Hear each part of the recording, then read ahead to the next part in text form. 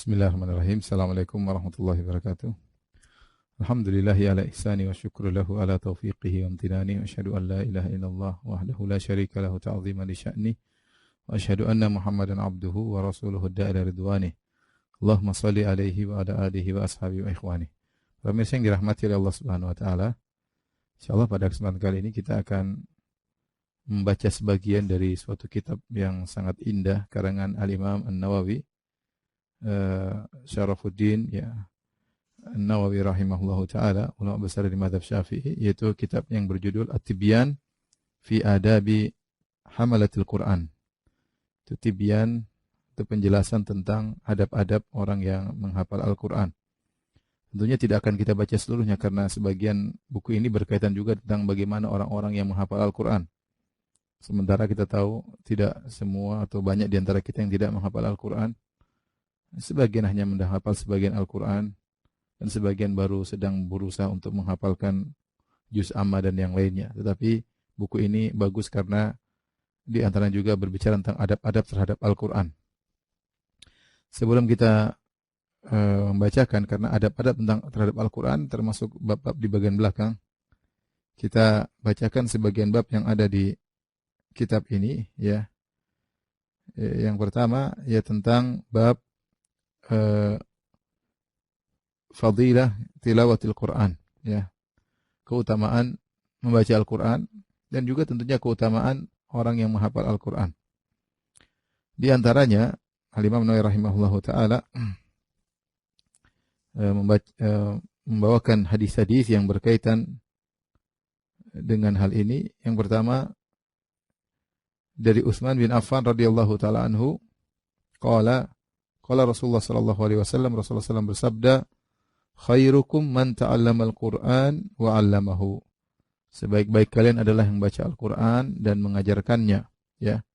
Ini hadis yang sangat agung yang menjelaskan bahwasanya al-khairiyah, keterbaikan, salah satu caranya adalah dengan belajar Al-Qur'an dan mengajarkannya. Oleh karenanya Al-Qur'an mendatangkan keterbaikan. Apa saja yang disentuh oleh Al-Quran maka dia meraih keterbaikan. Contoh, bulan Ramadan adalah bulan Al-Quran. Syahrul Ramadan alladzi unzila fihi Al-Quran. Bulan Ramadan adalah bulan yang Allah turunkan padanya Al-Quran. Yaitu Allah memilih bulan ini, bulan spesial, kita katakan bulan suci Ramadan, sebagai bulan Al-Quran. Dan tatkala Al-Quran turun di bulan Ramadan, jadilah bulan tersebut Sayyidus Syuhur, bulan yang termulia. Kenapa Al-Quran turun pada bulan tersebut? Demikian juga Al-Quran turun pertama kali di kota yang paling dicintai oleh Allah. Ahabbul biqa ilallah, kota yang paling dicintai oleh Allah adalah Mekah. Allah turunkan Al-Quran pada kota tersebut. Kemudian Al-Quran turun di suatu malam yang malam tersebut malam termulia. Lailatul Qadar, inna anzalnahu fi lailatul qadar. Kami turunkan Al-Quran di Lailatul Qadar. Itu malam terbaik sepanjang tahun, malam Lailatul Qadar. Kata Allah, Lailatul Qadri khairum min alfi syahr. Lailatul Qadar lebih baik daripada 1000 bulan. Dalam ayat yang lain, inna anzalnahu fi lailatin mubarakatin, inna kunna munzirin. Fiha yufraqu kullu amrin hakim. Kami turunkan Al-Quran di malam yang penuh keberkahan. Jadilah malam tersebut malam termulia. Kenapa? Malam turunnya Al-Quran. Dan Al-Quran turun kepada Nabi yang termulia. Jadi keterbaikan semua yang berkaitan dengan Al-Quran adalah yang keterbaikan. Allah turunkan Al-Quran kepada Nabi Muhammad sallallahu alaihi wasallam. Jadilah dia asyraful anbiya wal mursalin, Nabi terbaik. Diturunkan Al-Quran kepadanya Nabi Muhammad sallallahu alaihi wasallam. Kalau yang bertanya siapa umat Nabi yang terbaik, demikian juga umat Nabi yang terbaik adalah umat yang paling perhatian terhadap Al-Quran. Makanya Nabi SAW mengatakan khairukum man ta'allama al-Qur'ana wa 'allamahu. Sebaik-baik kalian adalah yang belajar Al-Quran dan mengajarkannya. Kemudian juga disebutkan oleh Imam Nawawi juga dalam kitab ini, tatkala Nabi SAW berbicara tentang siapa yang jadi imam, kata Nabi SAW, ya ummukum aqra'ukum li kitabillah. Yang jadi imam adalah yang paling mahir tentang bacaan Al-Quran. Tentang bacaan Al-Quran, yang paling mahir tentang Al-Quran. Demikian juga ketika Nabi SAW menguburkan para jenazah sahabat yang meninggal dalam perang Uhud, terkadang satu liang lahat atau satu kuburan diisi 2 atau 3 orang. Maka Nabi bertanya, siapa? Ya, ayyuhum aktsaru akhdhan lil Quran? Siapa yang paling banyak hafal Quran? Maka ditujukan fulan, maka didahulukan untuk dimasukkan dalam liang lahat. Kenapa? Sebagai pemuliaan terhadap orang yang membaca Al-Quran. Ya. Makanya dalam hadis juga disampaikan oleh Imam Nawawi rahimahullah dalam kitabnya Tibyan ini, innallaha rafa'a bihadzal Qur'ani aqwaman wa yadh'u bihi akharin. Sungguhnya Allah dengan Al-Quran mengangkat suatu kaum, dan dengan Al-Quran pula yang orang-orang yang meninggalkan Al-Quran, maka Allah rendahkan suatu kaum. Jadi ini hadis yang sangat agung. Khairukum man ta'allama al-Quran wa 'allamahu. Sebaik-baik kalian adalah yang belajar Al-Quran mengajarkannya. Mengisyaratkan kepada kita bahwasanya semakin kita tersibukkan dengan Al-Quran, maka kita akan semakin baik di sisi Allah Subhanahu wa taala. Akan semakin baik di sisi Allah Subhanahu wa taala. Ya. Dan kita tahu bahwasanya zaman sekarang orang menilai orang lain barometernya bukan dari Al-Quran, barometernya dengan harta. Karena harta yang paling banyak maka dia yang paling dimuliakan. Itu pemuliaan di sisi manusia. Yang orang jabatan paling tinggi maka dia termuliakan. Kenapa? Karena jabatannya paling tinggi. Orang ini mungkin karena paling cantik, paling tampan jadi mulia di antara yang lain. Dan demikianlah barometer manusia memandang seorang menjadi mulia atau tidak dari sisi duniawi, entah hartanya, entah jabatannya, entah darah birunya, keturunan ningratnya, entah karena parasnya. Ya, hal-hal yang berkaitan dengan keduniaan. Tetapi di sisi Allah Subhanahu wa taala bahwasanya Al-Qur'an menjadi barometer seorang dimuliakan oleh Allah atau tidak. Khairukum man ta'allama al-Qur'ana wa 'allamahu. Sebaik-baik kalian belajar Al-Qur'an mengajarkannya. Hadis berikutnya an Aisyah radhiyallahu taala anha, dari Aisyah radhiyallahu anha, qalat, beliau berkata, qala Rasulullah sallallahu alaihi wasallam bersabda, alladzi yaqra'ul Qur'an wa huwa mahirun bihi ma'as safaratil kiramil bararah. Yang membaca Al-Quran dan dia mahir dalam baca Al-Quran, itu bacanya lancar, tartil, tajwidnya bagus. Apa ganjaran yang dia dapatkan? Ma'as safaratil kiramil bararah. Dia akan bersama safara. Safara itu para malaikat. Itu para safir, yaitu utusan, ya. Karena para malaikat juga utusan. Ja'ilil malaikati rusulan. Allah menjadikan para malaikat sebagai rasul-rasul, utusan Allah Subhanahu wa taala. Mereka adalah para utusan Allah, sebagaimana Nabi Allah juga memiliki utusan dari kalangan anbiya.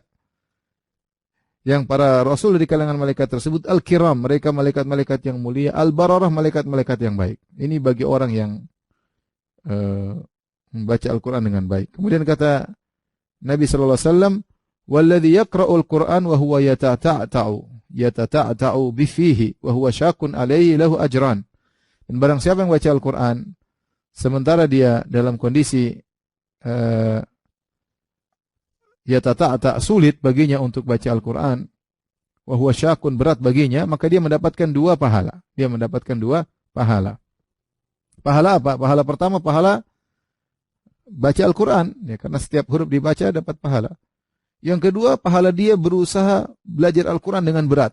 Dan ini hadis yang agung ini, hadis riwayat Al-Bukhari, ya, dan juga Imam Muslim, hadis muttafaqun alaih, menjelaskan keutamaan orang belajar Al-Quran meskipun dia berat. Terutama kita orang-orang ajam, non-Arab, tidak mudah bagi kita untuk belajar Al-Quran, ya. Dan kita tidak bisa baca dengan lancar secara cepat, ya.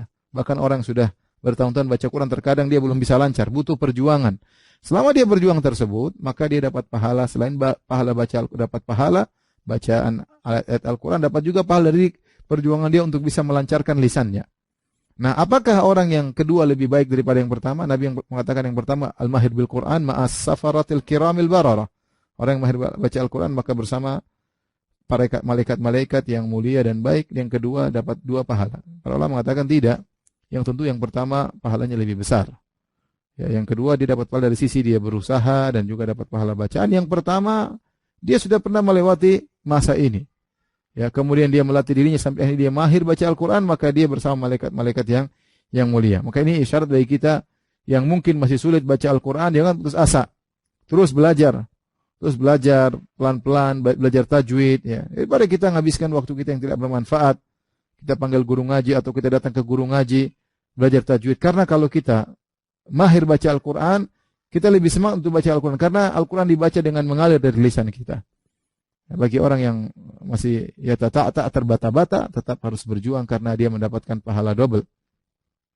Hadis berikutnya an Abi Musa Al-Asy'ari, dari sahabat Abu Musa Al-Asy'ari radhiyallahu anhu, qala Rasulullah sallallahu alaihi wasallam, Rasulullah SAW bersabda, "Matsalul mu'min alladzi yaqra'ul Qur'an, matsalul utrujjah." Seorang mukmin, perumpamaan seorang mukmin yang baca Al-Qur'an seperti al-utrujjah. Al-utrujjah ini buah mirip dengan buah jeruk ya, kemudian dia bagus warnanya, kuning ya, atau coklat-coklatan, kemudian lembut juga, kemudian baunya harum, kemudian rasanya enak. Kata Nabi SAW, rihuha tayyibun, ya, baunya harum, wa ta'muha tayyibun, dan rasanya juga enak. Ini perumpamaan seorang mukmin baca Al-Quran. Sebenarnya mengatakan seorang mukmin tatkala dia baca Al-Quran disamakan dengan buah utrujjah, dari sisi dilihat enak, dipegang juga halus, dicium juga harum, dirasakan manis. Hendaknya seorang mukmin, ini isyarat bahwasanya orang yang baca Al-Quran tersebut harus berdampak dalam kesehariannya, sehingga dia enak dipandang, kemudian manis dirasakan, lembut dipegang, dan warnanya menarik. Inilah orang yang baca Al-Quran dari seorang yang mukmin. Maka seperti buah yang wangi harumnya dan enak rasanya. Yang kedua, wa matsalul mu'min alladzi la yaqra'ul Qur'an matsalut tamrah la riha laha wa ta'muha hulun. Perumpamaan seorang mukmin yang tidak baca Al-Qur'an. Dan ada orang seperti ini, tidak baca Al-Qur'an. Dia orang beriman, salat, baca Quran jarang-jarang. Tapi dia beriman, dia salat 5 waktu, berbakti sama orang tua, tapi semangat dia baca Al-Qur'an kurang. Ya, tapi dia beriman kepada Allah. Apa perumpamaannya? Matsalut tamrah, seperti korma, la riha laha, korma itu kalau kita cium enggak ada aromanya. Wa ta'muha hulun, tetapi rasanya enak, rasanya manis. Ya, rasanya manis. Kemudian kata Nabi sallallahu alaihi wasallam, "Matsalul munafiq alladzi yaqra'ul Qur'an matsalu ar-raihanati rihuha thayyibun wa ta'muha murrun." Adapun perumpamaan seorang munafik yang baca Al-Qur'an, dalil bahwasanya ada munafik baca Quran. Ada munafik baca Al-Qur'an, artinya munafik tapi dia baca Al-Qur'an. Maka perumpamannya seperti raihanah. Namanya dia terlihat indah. Wanginya, aromanya wangi. Raihanah adalah segala tumbuhan yang aromanya wangi. Raihanah. Tetapi kalau dirasakan rasakan pahit. Ada munafik, kelihatannya indah, ngomongnya enak, baca Al-Qur'annya fasih, tapi dalam hatinya munafik, benci dengan syariat Islam misalnya. Ya, kalau ngomong Arab oke, baca Quran oke, tapi hatinya munafik. Ya, indah penampilannya, wangi aromanya, tapi isinya pahit. Wa mathal munafik alladzi la yaqra'ul Qur'an, dan perumpamaan seorang munafik yang tidak baca Al-Qur'an, kama salil handhalah laisa laha rihun wa ta'muha murrun. Maka dia seperti handhalah, buah handhalah. Buah handhalah itu suatu macam buah yang tidak ada baunya, aromanya tidak ada, dan rasanya juga pahit. Yaitu luar dalamnya enggak enak. Luar dalamnya enggak enak. Ini perumpamaan yang diberikan oleh Nabi sallallahu alaihi wasallam, seorang berusaha untuk menjadi seperti utrujjah. Ya, luar dalam bagus, terlihat indah, dipegang lembut, ya, wangi aromanya, kemudian rasanya pun manis. Ya. Kemudian beliau membawakan hadis berikutnya, an Umar bin Khattab radhiyallahu anhu, anna Nabi sallallahu alaihi wasallam qala, dari Umar, bahwasanya Nabi sallallahu alaihi wasallam bersabda, "Inna Allah Ta'ala yarfa'u bihadzal kitabi aqwaman." Sungguhnya Allah Subhanahu wa taala mengangkat dengan Al-Qur'an suatu kaum, wa yadh'u bi akharin, dan juga Allah merendahkan satu kaum yang meninggalkan Al-Qur'an. Hadis riwayat Muslim. Ini dalil bahwasanya seorang dia baca Al-Quran bisa jadi diangkat oleh Allah di hadapan masyarakat yang lain. Itu sekarang banyak ulama dihormati, banyak ulama disegani, ya. Kenapa? Karena Al-Quran yang mereka miliki, Al-Quran yang mereka agungkan, Al-Quran yang mereka baca, Al-Quran yang mereka tafsirkan, Al-Quran yang mereka jadikan dalil, mereka diagungkan oleh masyarakat karena Allah mengangkat mereka. Kemudian juga dalam hadis yang lain tentang keutamaan baca Al-Quran, dari Abu Umamah Al-Bahili radhiyallahu anhu, dari Abu Umamah Al-Bahili radhiyallahu anhu, beliau berkata, qala sami'tu Rasulullah sallallahu alaihi wasallam yaqul, aku mendengar Rasulullah sallallahu alaihi wasallam bersabda, Iqra'ul Quran fa innahu ya'ti yaumal qiyamah syafi'an li ashabihi. Bacalah Al-Quran, sungguhnya Al-Quran akan datang pada hari kiamat kala memberi syafaat bagi pembacanya. Bagi ashabi itu para pembaca Al-Quran. Ya, perhatikan sini kalimat ashabihi, yaitu bagi pemilik Al-Quran baca Al-Quran. Maka suruh baca. Tidak harus hafal, tidak harus hafal. Tapi baca Al-Quran dengan tadabbur, tidak harus dihafal, lebih bagus, tapi tidak harus hafal. Di sini kata Nabi, Iqra'ul Quran, bacalah Al-Quran. Fa innahu ya'ti yaumal qiyamah syafi'an li ashabi, karena Al-Quran menjadi pemberi syafaat bagi pembacanya. Hadis riwayat Muslim. Kita di akhirat, yang beri syafaat kepada kita bisa jadi amal soleh kita atau bisa jadi orang lain, malaikat mungkin, orang mukmin yang lain, atau keluarga kita, sahabat kita, ya bisa memberi syafaat. Tetapi kalau orang lain memberi syafaat, maka harus memenuhi persyaratan, ya. Wala yashfa'una liman irtada. Mereka tidak bisa kasih syafaat kecuali yang memberi, yang diridhai oleh Allah Subhanahu wa taala. Man dzal ladzi yashfa'u 'indahu illa bi idznih. Siapa yang bisa memberi syafaat di sisi Allah kecuali dengan izin Allah Subhanahu wa taala. Ya, banyak syarat, jadi harus Allah kasih izin kepada pemberi syafaat, dan orang yang diberi syafaat harus diridhai. Bisa jadi seorang mukmin ingin beri syafaat kepada kita, namun Allah tidak izinkan, kita bermasalah misalnya. Intinya ini pun suatu yang tidak pasti, belum tentu dikasih belum tentu ada orang ingat sama kita, beri syafaat sama kita, belum tentu. Tetapi kalau amalan kita sudah pasti kasih syafaat. Baca Al-Quran diantaranya, pemberi syafaat. Maka seorang bertumbuh dengan amal solehnya sendiri. Masalah nanti orang mukmin lain membantu dia di hari kiamat kala memberi syafaat dan yang lain, itu anugerah dari Allah Subhanahu wa taala sebagai bentuk pemulihan kepada dia dan kepada pemberi syafaat tersebut. Tapi yang paling penting adalah amal dia lakukan sehingga dia memenuhi persyaratan untuk diberi syafaat. Jadi kalau amal dia langsung beri syafaat. Makanya Nabi SAW mengatakan, Iqra'ul Quran, bacalah Al-Quran, fa innahu ya'ti yaumal qiyamah syafi'an. Sungguhnya Al-Quran akan datang pada hari kiamat beri syafaat baginya. Ya, dalam hadis Al-Quran datang kepada Allah Subhanahu wa taala berkata, "Ya Rabbi, mana'tuhu minan naum, fasyafi'ni fih." Ya Allah, aku telah menghalangi dia dari tidur malam. Bulan Ramadan mau tidur, baca dulu Al-Quran. Harusnya dia tidur dengan segera tidur, tapi dia tahan tidurnya untuk baca aku, kata Al-Quran. Fasyafi'ni fih, maka berilah syafaat kepadaku, berilah izin kepadaku untuk beri syafaat kepadanya. Ya, Al-Quran berhujjah membela orang yang bacanya. Ya. Al-Quran hujjatun lak. Al-Quran akan menjadi pembelamu pada hari kiamat kelak kalau kau mengamalkannya dan menjalankan aturan-aturannya. Baik. Hadis berikutnya. Wa an Ibnu Umar radhiyallahu anhuma anin Nabi sallallahu alaihi wasallam qala, dari Ibnu Umar dari Nabi sallallahu alaihi wasallam beliau bersabda, la hasada illa fi itsnatain. Tidak ada hasad kecuali kepada dua orang.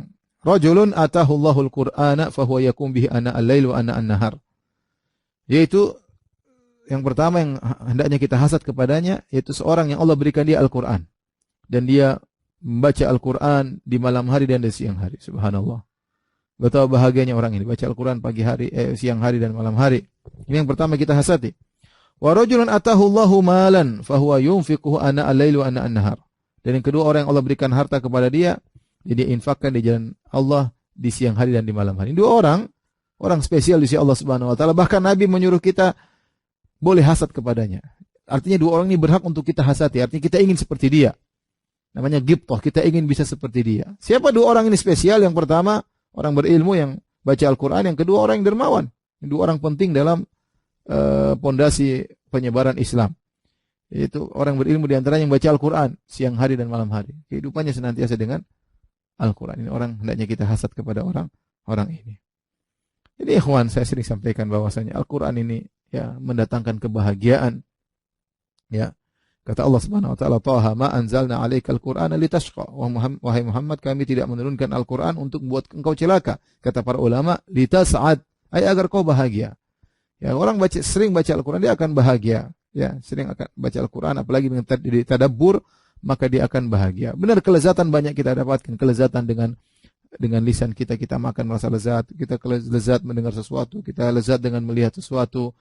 Tetapi kebahagiaan sesuatu yang berbeda.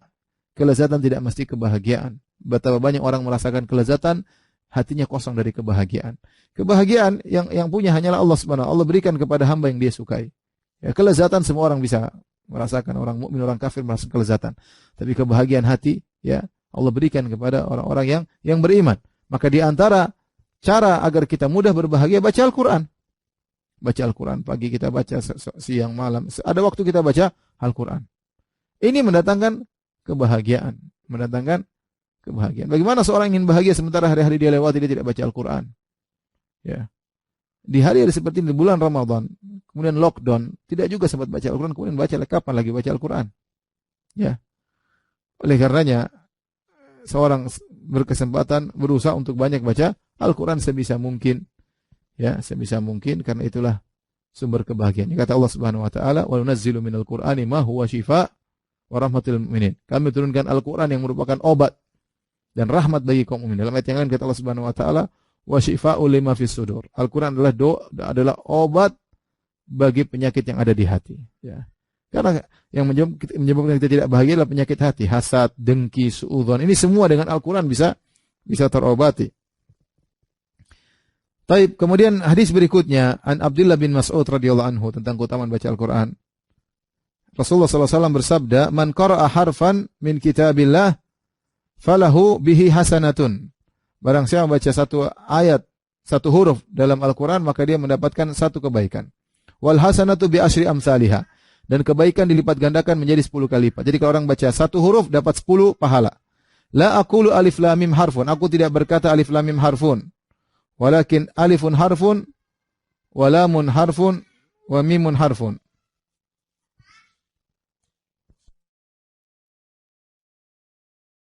Aku tidak mengatakan alif lam mim satu huruf, tetapi alif satu huruf, lam satu huruf, mim satu huruf. Jadi kalau orang baca alif lam mim berarti dia dapat 30 kebaikan. Ya, alif lam mim dzalika, ada dzal, ada lam, ada kaf, ya. Al-kitabu, ada alif lam, ada kaf, ada ta, alif, ada ba, sudah banyak pahala dia dapatkan. Satu huruf dia dapat 10 kebaikan. Bayangkan kalau orang baca satu juz, ya. Masya Allah, dia baca banyak kebaikan yang dia dapatkan. Dan ini motivasi dari Nabi SAW untuk agar kita banyak baca Al-Quran. Nabi yang ngapain membacakan hadis seperti ini? Barang saya baca satu huruf dapat 10 kebaikan. Buat apa? Agar kita termotivasi. Agar kita termotivasi. Kemudian hadis berikutnya dari Abu Sa'id Al-Khudri radhiyallahu anhu dari Nabi sallallahu alaihi wasallam, ya. Yaqulu Rabbu subhanahu wa ta'ala, berkata Allah Subhanahu wa ta'ala dalam hadis qudsi, "Man syaghalahul Qur'an wa dzikri an mas'alati." Barang siapa yang tersibukkan dengan Al-Qur'an dan berzikir kepadaku sehingga tidak sempat meminta kepadaku, a'taituhu afdhala ma u'tiya bisailin. Ma u'tiya sailin. Maka aku akan memberikan kepada dia, ya, apa yang lebih baik daripada yang diberikan kepada orang-orang yang meminta.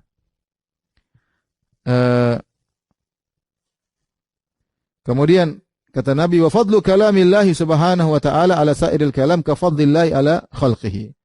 Dan keutamaan firman Allah dibandingkan perkataan selain Allah seperti keutamaan Allah dibandingkan makhluknya. Hadis riwayat Tirmidzi wa qala haditsun hasan. Dan Imam Tirmidzi berkata hadisnya adalah hasan. Ya. Hadis ini, ya, didhaifkan oleh sebagian ulama, seperti didhaifkan oleh Az-Zahabi rahimahullahu taala, dan juga didhaifkan oleh Syekh Albani rahimahullahu taala, dan dihasankan oleh Tirmidzi. Ada khilaf. Kemudian juga Imam Nawawi rahimahullah di muqaddimah buku Tibyan, ya. Buku Tibyan ini beliau akan menyebutkan sebagian hadis-hadis dhaif dalam buku ini karena dalam rangka untuk fadail amal. Oleh karena para ulama mengatakan hadis dhaif boleh disampaikan dalam fadail amal. Fadail amal maksudnya apa? Amalnya sudah ada. Tinggal pahalanya yang datang dalam hadis dhaif, maka ini tidak mengapa. Ini tidak mengapa. Bukan hadis dhaif yang menimbulkan amalan baru.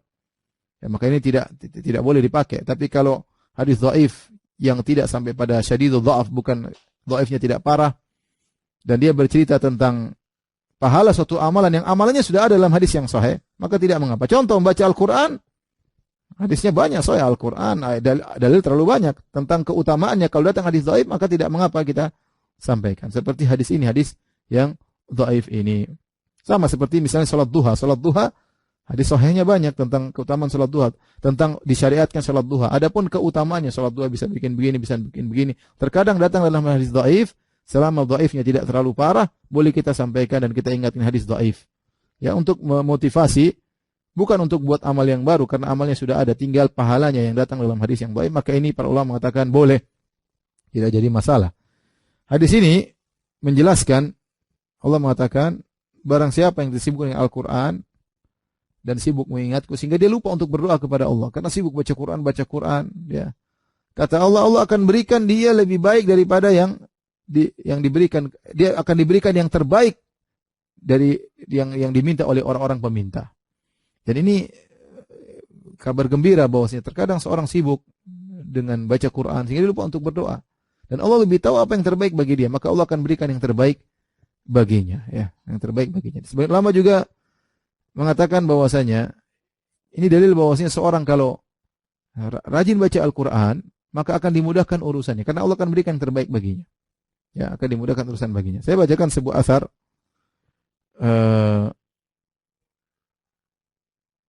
tatkala Dhiya Al-Maqdisi akan bersafar untuk menuntut ilmu hadis, maka Ibrahim bin Abdul Wahid Al-Maqdisi berwasiat kepadanya seraya berkata, ini kisah para salaf.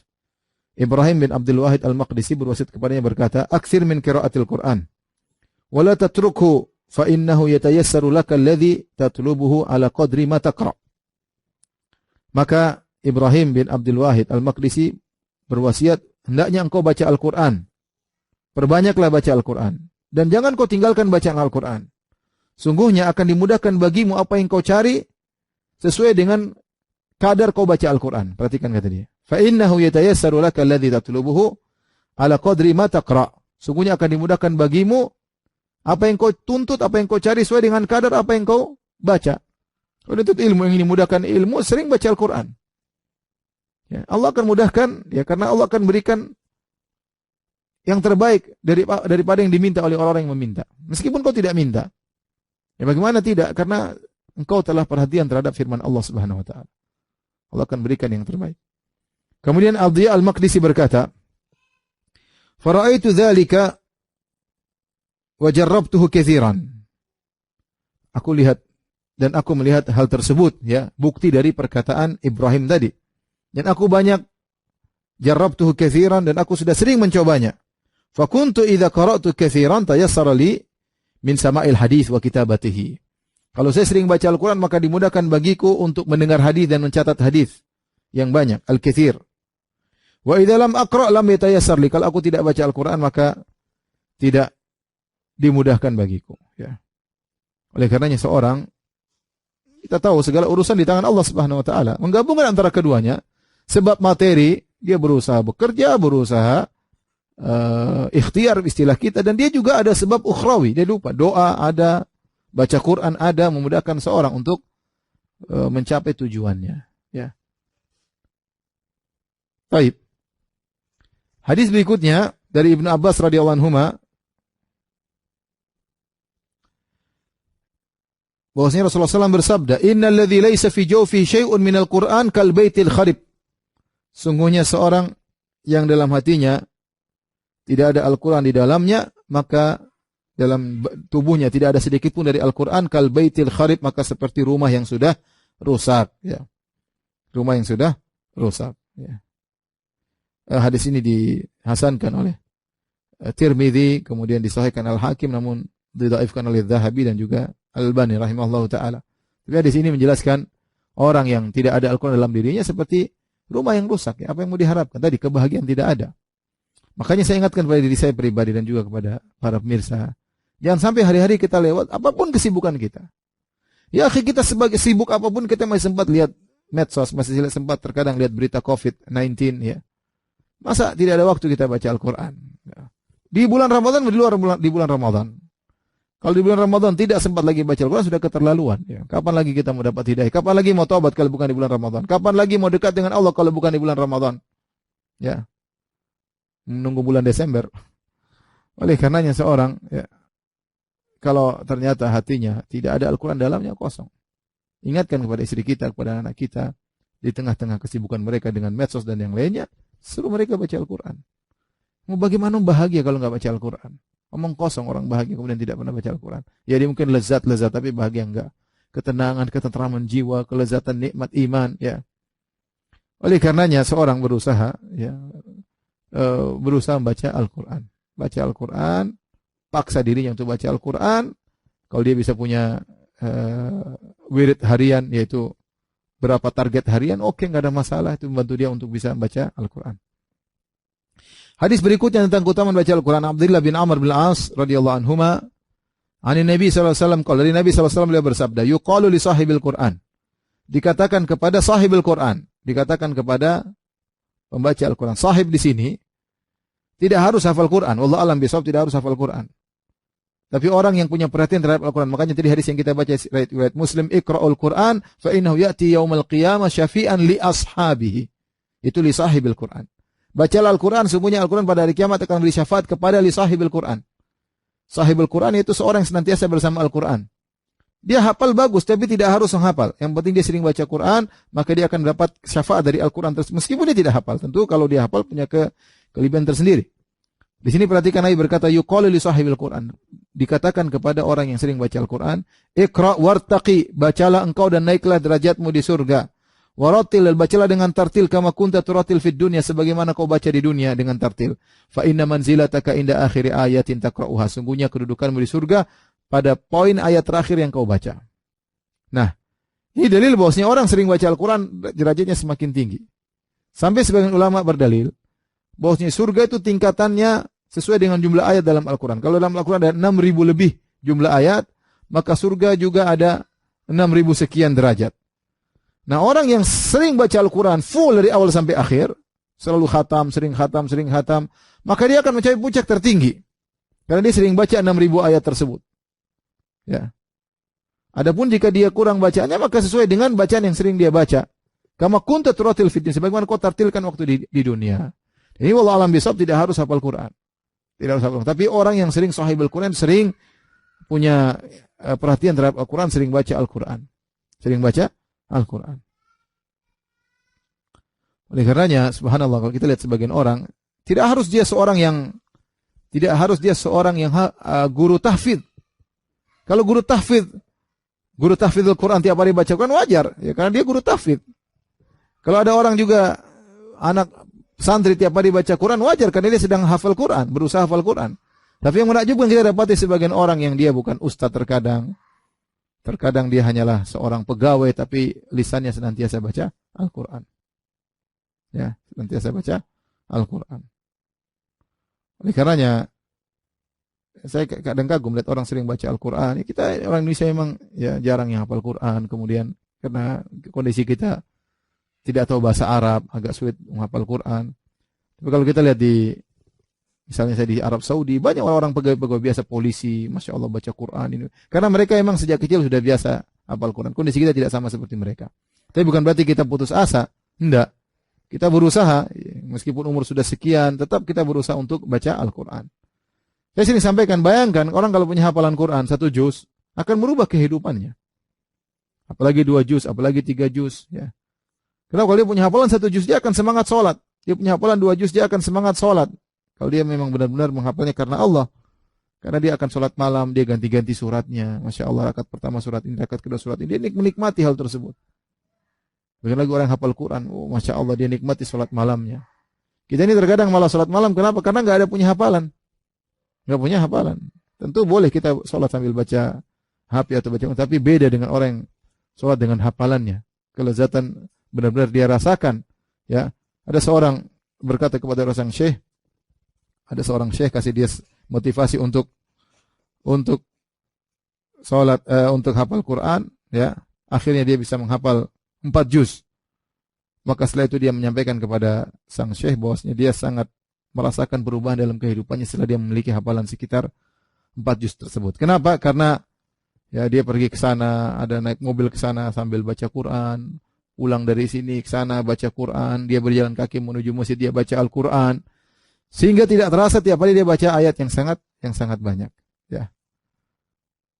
Oleh karenanya, ya, seorang kalau ingin derajatnya dinaikkan di surga, maka hendaknya dia sering baca Al-Quran. Taib.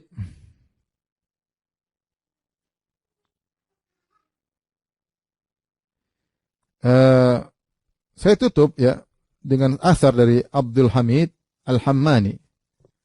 Dia berkata, Sa'altu Sufyan Ats-Tsauri, aku bertanya kepada Sufyan Ats-Tsauri, salah seorang ulama salaf, anir rajuli yagzu, tentang seorang yang berperang. Ahabbu ilaika aw yaqra'ul Qur'an? Mana yang lebih kau sukai wahai Sufyan Ats-Tsauri? Seorang yang keluar berperang di jalan Allah atau yang baca Al-Qur'an?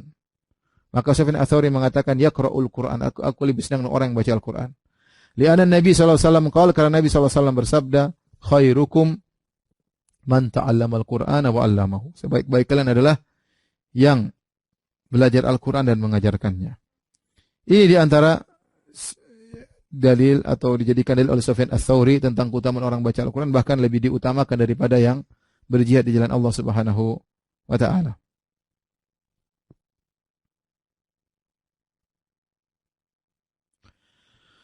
Kemudian saya bacakan lagi ya. Perkataan Imam Nawawi rahimahullah taala yang penting juga ya. Beliau mengatakan, wa'lam anna al-madhhab as-sahih al-mukhtar alladhi alayhi man yu'tamadu alayhi minal ulama. Ketahuilah bahwasanya pendapat yang benar yang terpilih yang dipegang oleh para ulama, anna qira'atul Qur'an afdalu min at-tasbih wa tahlil wa ghairihi min al-adhkar. Bahwasanya baca Al-Qur'an itu lebih afdal daripada zikir-zikir tasbih, daripada tahlil, daripada zikir-zikir yang lainnya. Ini yang paling afdal. Kita tahu zikir yang sering kita baca, subhanallah, walhamdulillah, wala ilaha illallah, wallahu akbar, wala haula wala quwata illa billah. Ini sering kita baca. Tapi Al-Quran lebih afdal. Al-Quran lebih afdal daripada zikir-zikir ini. Kenapa? Karena ini adalah firman Allah, kalamullah. Ya, ini adalah kalamullah. Lebih afdal daripada tasbih, daripada takbir. Ini secara umum. Namun terkadang ada zikir-zikir khusus kita diperintahkan oleh Nabi untuk perbanyak. Misalnya, tatkala kita habis sholat kita baca subhanallah, alhamdulillah, Allahu akbar. Ini dalam kondisi seperti ini tentu lebih afdal daripada baca Al-Quran. Jangan kita habis assalamualaikum warahmatullahi wabarakatuh langsung baca Al-Quran, tidak. Tapi kita katakan secara umum, kalau kita membandingkan zikir dengan Al-Quran dengan zikir-zikir yang lain, maka zikir yang Al-Quran lebih afdal. Kecuali pada waktu-waktu khusus yang Nabi menyuruh kita untuk berzikir dengan zikir-zikir khusus. Ya.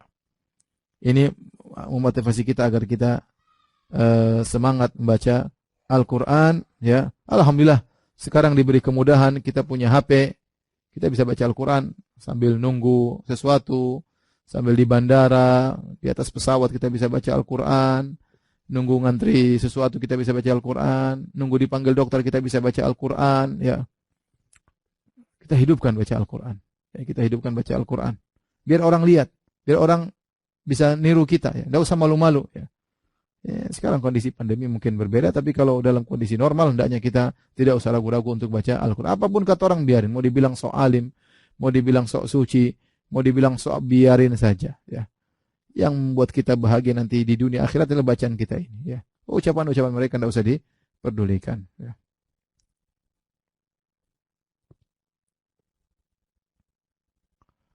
Taib. Di sini dibahas tentang adab pengajar Al-Quran, adab orang yang belajar untuk menghafal Al-Quran, belajar tajwid. Kita tidak bahas. Ya, kita bahasan yang berikutnya kita loncat ya.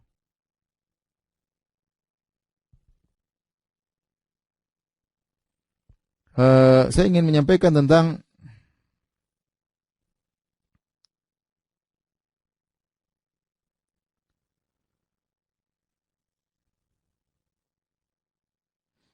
bagaimana ya adab terhadap Al-Quran.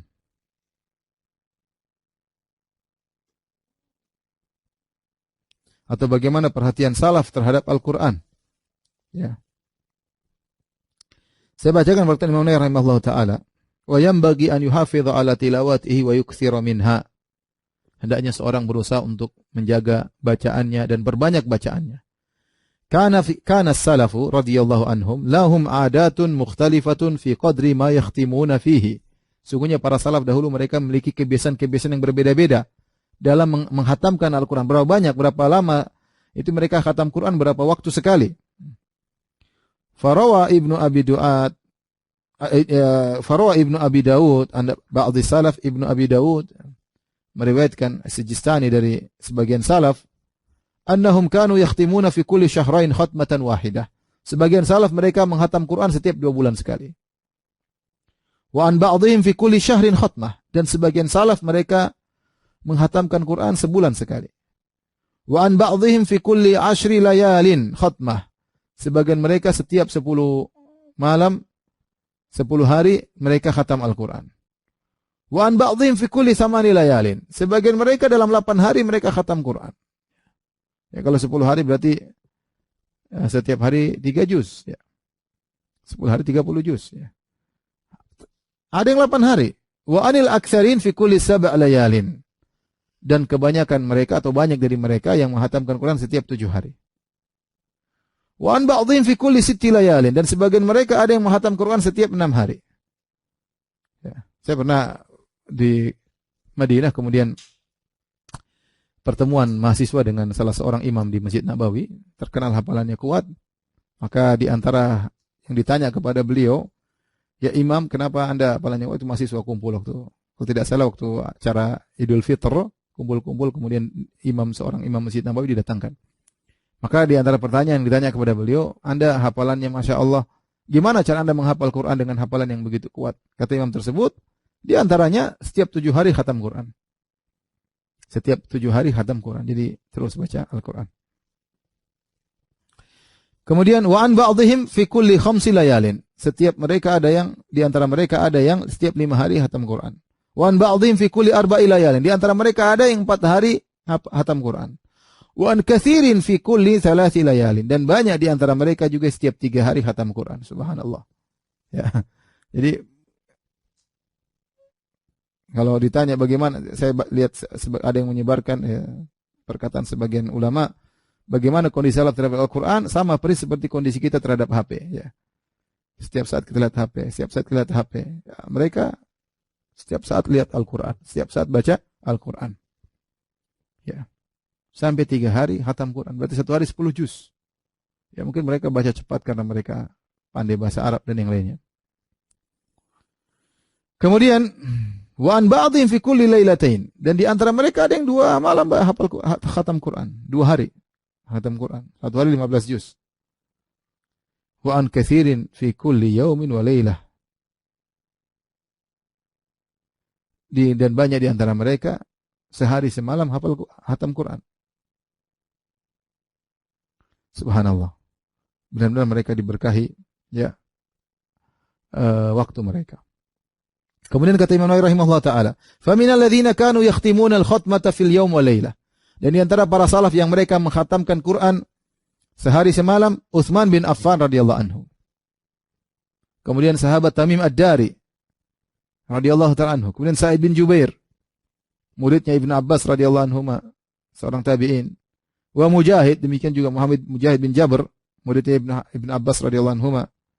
Wa Syafi'i wa akharun. Syafi'i ini terutama di bulan Ramadan ya. Wa Syafi'i wa akharun, juga Imam Syafi'i dan lainnya. Wa minal ladzina kanu yakhtimuna 3 khatamat. Di antara mereka ada yang sampai 3 kali khatam. Ya. Sulaim bin Etar radhiyallahu anhu, qadhi Mesir, ini sehari 3 kali khatam, gimana caranya? Mungkin bacanya cepat. Tapi ada di antara mereka yang seperti itu.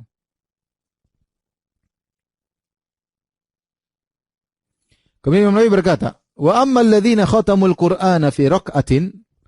Adapun orang-orang yang menghatamkan Quran dalam 1 rakaat, yaitu bersolat 1 rakaat 30 juz. Ya, bagi kita mungkin mustahil, tapi bagi salaf ada, mereka melakukan itu. Pernah mereka lakukan demikian. Artinya bukan setiap salat, tapi pernah mereka lakukan hal tersebut sekali berdiri 1 rakaat khatam Quran. Di antaranya Utsman bin Affan. Di antaranya Utsman bin Affan radhiyallahu anhu. Di antaranya Tamim Ad-Dari. Di antaranya Sa'id bin Jubair. 1 kali rakaat 1 khatam Quran. Dan setahu saya juga Abu Hanifah rahimahullahu taala juga diriwayatkan beliau khatam Quran 1 rakaat. Subhanallah. Mereka menggabungkan antara takwa dengan ilmu. Menggabungkan antara takwa dengan ilmu. Sehingga kalau mereka berbicara benar-benar di atas ketakwaan. Tidak seperti sebagian kita, terkadang punya ilmu takwanya kurang, terkadang takwanya ada, ilmunya kurang. Sehingga sebenarnya orang asal bicara, asal berfatwa, asal ngomong, asal nuduh, asal komentar. Yang penting banyak yang nonton, yang penting banyak followers dan macam-macamnya. Allahul musta'an. Wa amma alladhina khatamu fil usbu' marratan fa katsirun. Adapun orang yang menghatam Quran dalam seminggu banyak sekali para salaf. Di antaranya nukilkan dari Utsman bin Affan. Ini menunjukkan Utsman bin Affan terkadang sehari semalam khatam Quran, terkadang beliau 7 hari, 7 malam khatam Quran, terkadang beliau 1 rakaat khatam Quran. Kemudian sahabat Ibnu Mas'ud. Ibnu Mas'ud seminggu khatam Quran. Zaid bin Thabit radhiyallahu anhu juga seminggu khatam Quran. Ubay bin Ka'ab. Demikian juga Ubay bin Ka'ab radhiyallahu anhu seminggu khatam Quran. Wa an jama'atin minat tabi'in. Demikian juga dari kalangan tabi'in di antaranya yang seminggu khatam Quran, Abdurrahman bin Yazid, Alqamah dan Ibrahim An-Nakhai rahimahumullah taala. Kemudian berkata Imam Nawawi rahimahullah taala, wal ikhtiyar, yang jadi pilihan. Mana yang mau kita baca? Baca sepekan sekali atau sehari sekali berat, satu rakaat enggak mungkin, enggak mampu kita. Yang jadi pilihan anna dzalika yakhtalifu bil ikhtilafil ashkhas. Hal itu yang dipilih berbeda dengan kondisi masing-masing orang. Faman kana yadhharu lahu bidaqiqil fikr la ta'ifu wa ma'arifu falyaktasir ala qadrin yahsulu lahu bihi kamalu fahmi ma yaqra'uhu. Kata beliau, barang siapa yang ternyata nampak dengan dia lataif, yaitu hal-hal yang lembut-lembut yang bisa dia istimbat, dia ambil dari bacaan dia, maka dia dicukupkan. Artinya jangan terlalu cepat-cepat. Orang berbeda-beda. Ada orang yang dia baca cepat tapi dia bisa mengambil seakan-akan tafsir berjalan di depan matanya.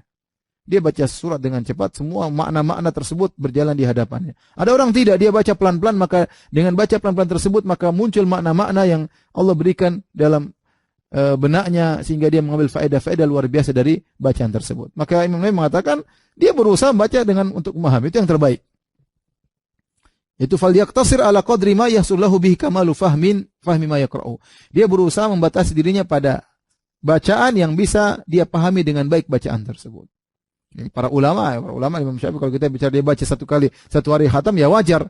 Dia kuasai tafsir, kuasai hadis seluruhnya, fikih dari A sampai Z dia paham, tafsir dari A sampai Z dia paham, hadis dari A sampai Z dia paham. Maka kalau dia baca Al-Quran dengan cepat, semua langsung tafsir semua di kepalanya berjalan. Ya kalau kita tentu tidak bisa demikian. Kita baca-baca doang, entah nggak ngerti, kemudian kita nggak tahu tafsirannya. Berbeda para salaf dahulu. Ya. Kemudian kata Imam Nawawi, wa kadza man kana masghulan, demikian juga orang yang sibuk bin nasril ilm au ghairihi min muhimmatid din.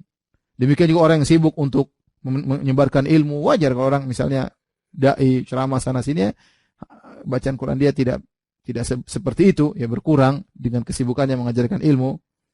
Atau kesibukan agama yang lainnya, mungkin ada keperluan yang lain ya. Di bulan Ramadan mungkin ada keperluan yang lain, harus ngurusin masyarakat, harus ya wajar. Bacaan Qurannya berkurang, tidak ada masalah, dia tersibukkan dengan hal yang manfaat bagi kaum muslimin. Wa masalihil muslimin al-'ammah, dan dia sibuk dengan kemaslahatan kaum muslimin secara umum, falyaktasir ala qadri ma yahsulu bisababi ma la yahsulu ala qadri la kala qadrin la yahsulu bisababi ikhlalun bima huwa mursadun lahu.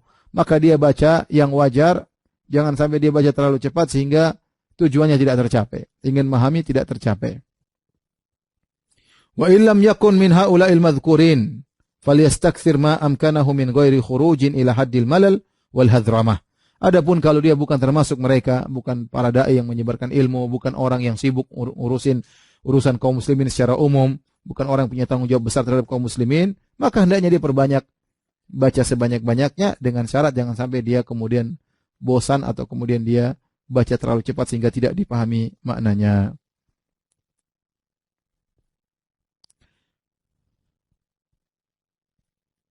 Sebagaimana saya nukilkan perkataan Ibnu Qayyim rahimahullah ta'ala, beliau berkata bahwasanya qira'atu ayatin bitafahumin wa ta'aqulin khairun min khatmah bila tadabburin wa ta'aqulin, atau kama qala, beliau berkata seorang baca satu ayat dengan tadabbur, dengan menghayati, dengan ta'aqqul, berusaha untuk memahaminya, memahami tafsirannya lebih baik daripada orang khatam Quran tapi tidak dipahami maknanya. Karena tujuan utama baca Al-Quran adalah al-fala yatadabbaruna al-Quran. Apakah mereka tidak mentadabburi makna isi Al-Quran? Liyadabbaru ayatih. Al-Quran diturunkan untuk apa? Liyadabbaru ayatih, agar mereka mentadabburi ayat-ayatnya. Seorang bisa menggabungkan keduanya, tadabbur dengan bacaan yang cepat, sehingga banyak itu yang terbaik ya. Itu yang terbaik tentunya. Tapi berikutnya kita bahas tentang kata Imam Nawawi rahimahullah taala, faslun fil muhafadzati 'alal qiraati bil lail. Tentang keutamaan baca Al-Qur'an di malam hari. Siang hari mungkin sibuk kerja dan yang lain, ada waktu malam hari saatnya kita baca Al-Qur'an. Ada keutamaan khusus baca Al-Qur'an di malam hari. Kata beliau, yambaghi an yakuna tina'uhu bi qira'atil Qur'an fil laili aktsar. Kata Imam Nawawi, hendaknya Perhatian seorang untuk baca Al-Quran di malam hari lebih besar daripada di siang hari. Kemudian lagi terlebih lagi wa fi sholatil laili aktsar, dan perhatian dia untuk baca Quran dalam salat itu lebih afdal lagi. Lebih baik lagi. Oleh karena para ulama mengatakan, mana yang lebih bagus baca Quran begini atau dalam salat? Yang terbaik dalam salat, terutama salat malam. Ya. Qala Allah Ta'ala, apa dalilnya? Allah berfirman, min ahlil kitabi ummatun qa'imatun yatluna ayatillahi ana al-laili. Yatluna ayatillahi ana al-laili wa hum yasjudun. Di antara ahlul kitab ada umat yang saleh, ini bicara tentang umat ahlul kitab yang dahulu. Yatluna ayatillah, mereka membaca ayat-ayat Allah ana al-lail, di malam hari, wa hum yasjudun, dalam kondisi sujud. Berarti Allah memuji suatu kaum yang mereka baca Al-Qur'an dalam sujud mereka di malam hari. Ya. Kemudian juga dalam Sahihain, Rasulullah SAW pernah berkata, "Ni'mar rajulu Abdullah, law kana yusalli minal lail." Sebaik-baik lelaki adalah si fulan, yaitu Abdullah, seandainya dia salat malam. Demikian dalam hadis yang lain Nabi SAW berkata, "Ya Abdullah, la takun misla fulanin kana yakumul lail thumma tarakahu." Wahai Abdullah, jangan kau seperti si fulan. Ya, dia dahulu salat malam, kemudian dia tidak salat malam lagi. Kemudian juga hadis riwayat Tabrani, ya, Nabi SAW bersabda, "Syaraful mu'min qiyamul lail." Kemuliaan seorang mukmin adalah qiyamuhu bil lail, salat malamnya. Ya. Dan hadis-hadis semana ini sangat banyak. Oleh karenanya para salaf mereka memiliki perhatian khusus untuk baca Al-Quran di malam hari. Di antaranya Ibrahim An-Nakhai berkata, "Kana yuqal," dahulu dikatakan, "Iqra'u minal lail walau halaba syatin." Yaitu bacalah Al-Quran di malam hari meskipun sebentar, meskipun hanya waktu untuk memerah susu kambing. Artinya sisihkan waktu. Kita alhamdulillah, kita mungkin sebelum tidur bisa baca dari HP, dari apa, alhamdulillah. 15 menit, setengah jam, 15 menit. Rutinkan. Subhanallah, HP ini luar biasa. Medsos ini benar-benar menghabiskan waktu kita. Menghabiskan umur kita, menghabiskan pahala kita, mendatangkan dosa-dosa. Ya. Padahal kita bisa manfaatkan waktu kita untuk baca Al-Quran, terutama di malam hari.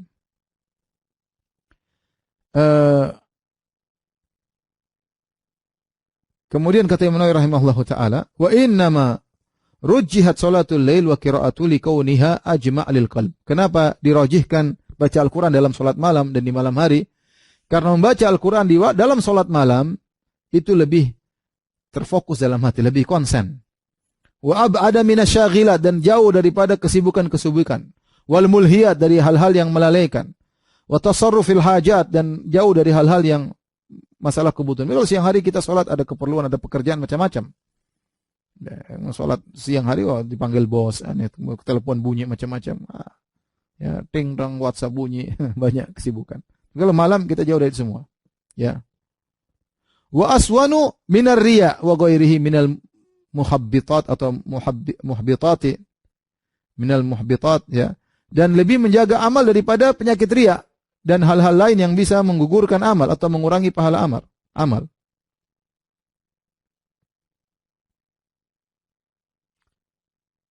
Wa ma jaa syar'u bihi min ijadil khairat fil lail. Demikian juga syariat menjelaskan tentang banyak kebaikan terjadi di malam hari.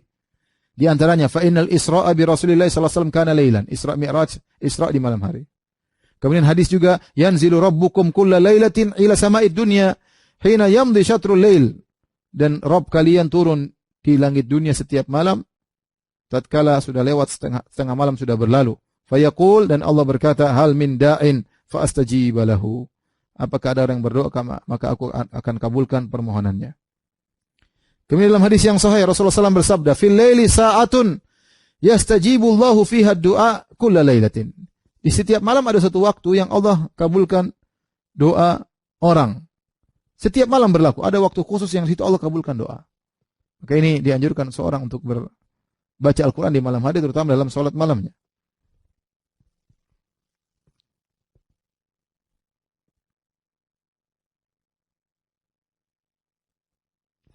Taib,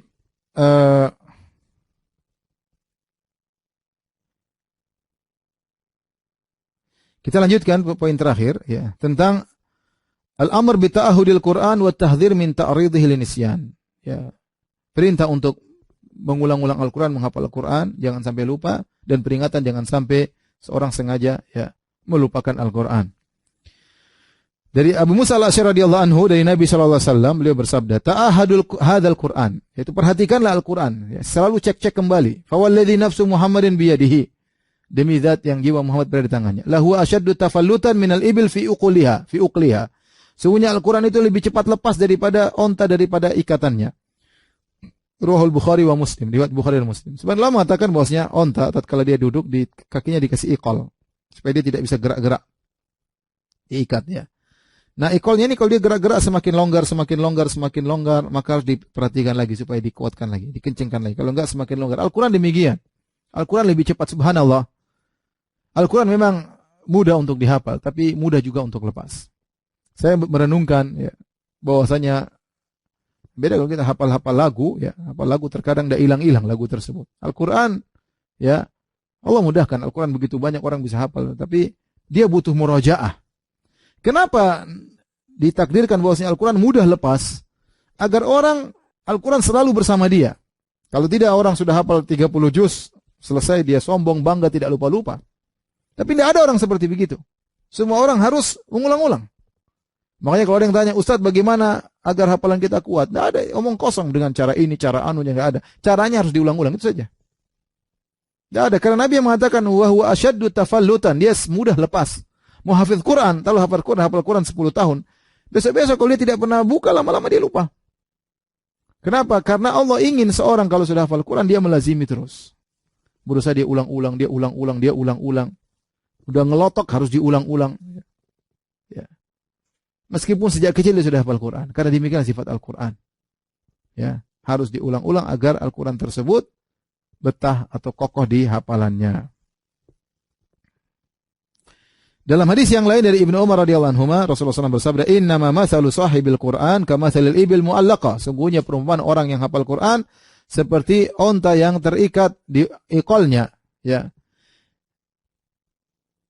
In ahada 'alaiha amsakaha wa in atlaqaha dhahabat. Kalau pemilik onta tersebut memperhatikan, ya, ikatan onta tersebut, maka ontanya akan tidak lari. Tapi kalau dibiarkan, dilepaskan, maka onta tersebut akan lepas, ya. Kemudian Nabi menganjurkan, kata Nabi SAW, "Man nama an hisbihi minal lail aw an syai'in minhu faqara'ahu ma baina salatil fajr wa salatil dhuhr kutiba lahu ka'annama qara'ahu minal lail." Barang siapa yang tidur tidak sempat baca bacaan yang biasanya dia baca di malam hari, ya, maka dia baca di pagi hari, dia qadha, artinya dia baca di waktu pagi hari antara salat subuh sampai salat zuhur, maka tetap dicatat seakan-akan dia baca di malam hari. Ini dalil tentang keutamaan baca Al-Qur'an di malam hari.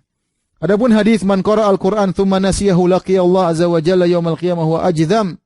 Ya, barang siapa yang baca Al-Qur'an kemudian dia lupa, dia baca Quran dia lupa, maka dia akan bertemu dengan Allah pada hari kiamat dalam kondisi ajdam, yang mungkin dalam kondisi berpenyakit kusta dan yang lainnya. Maka hadis ini disebutkan, ya, bahwasanya hadisnya dhaif.